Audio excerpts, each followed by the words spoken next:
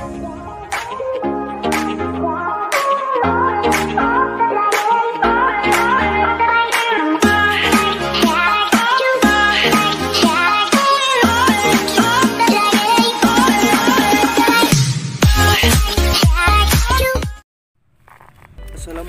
warahmatullahi wabarakatuh. Perkenalkan, nama saya Miftah Fauzi, mahasiswa jurusan Sejarah Peradaban Islam UIN SMH Banten. Saya di sini akan sedikit menerangkan tentang situs Patapan. Apa itu situs Patapan? Yuk kita simak baik-baik video ini. Lokasi situs Patapan berada di Kampung Patapan Pasir, Desa Nagara, Kecamatan Kibin, yang pada mulanya situs ini masih dalam cakupan Kecamatan Cikande. Akan tetapi setelah dilakukan pemekaran pada tahun 2001, akhirnya situs ini masuk ke dalam Kecamatan Kibin, Kabupaten Serang.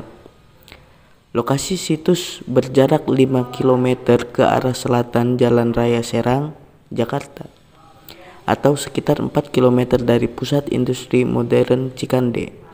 Terletak di tepi sungai irigasi Pamarayan yang bersumber dari Sungai Ciujung. Secara astronomis, situs Patapan berada pada titik koordinat 6 derajat 11 derajat 23,1 derajat lintang selatan dan 106 derajat 17 derajat 20,5 derajat bujur timur. Batas-batas dari situs Patapan di sebelah utara berbatasan dengan persawahan, di sebelah selatan berbatasan dengan kebun dan pemukiman penduduk, sebelah timur berbatasan dengan persawahan, dan sebelah barat berbatasan dengan jalan Desa Kantor Negara. Deskripsi situs Patapan. Situs Patapan ini merupakan bangunan yang terbuka, dibangun di atas sebuah bukit dan terdapat batu pelinggi serta lapik atau altar. Berdasarkan hasil kajian Balai Kajian Bandung tahun 1996 sampai 1998 dan Balai Pelestarian Peninggalan Purbakala Serang tahun 2003, dapat diketahui bahwa di situs Patapan terdapat struktur batur yang berukuran 10 kali 10 meter. Batur tersusun dari lapisan batu putih di bagian luar, sebagai isiannya adalah tanah yang bercampur pecahan batu pasir putih. Di permukaan batur terdapat sejumlah batu-batu umpak berbentuk lingkaran pipi dan altar pemujaan di bagian atas. Menilik bentuknya yang merupakan batu kubus dengan bentuk perbingkaian sangat mirip dengan bagian dasar dari yoni atau lapik arca yang diletakkan terbalik. Sejarah situs Patapan apabila diartikan ke dalam bahasa merupakan berasal dari bahasa Sunda, yaitu tempat bertapa atau tempat matuh pandita.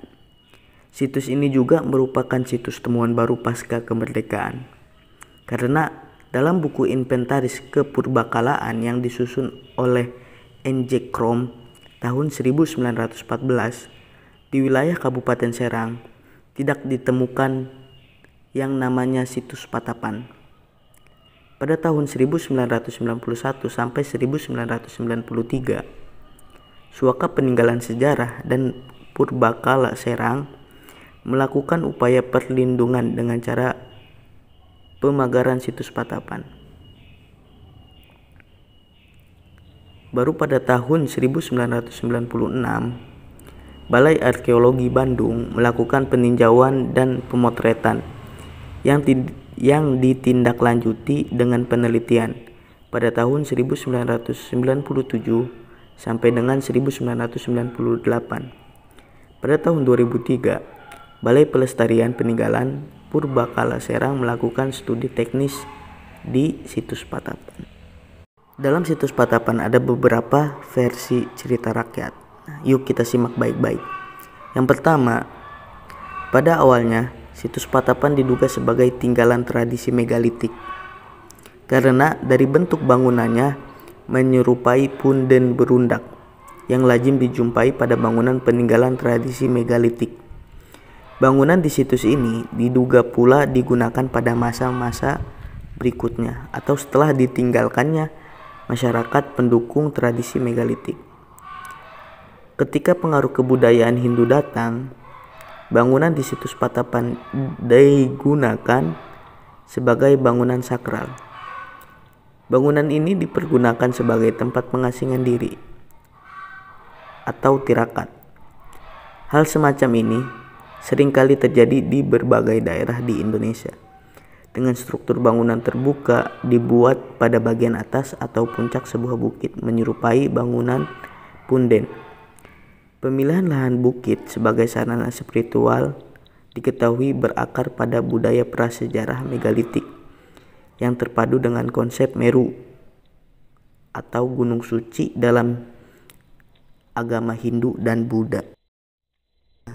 Cerita rakyat selanjutnya menerangkan bahwa Sunan Gunung Jati menganjurkan anaknya Sultan Maulana Hasanuddin mendirikan sebuah tapaan di satu gunung yang disebut Gunung Pinang.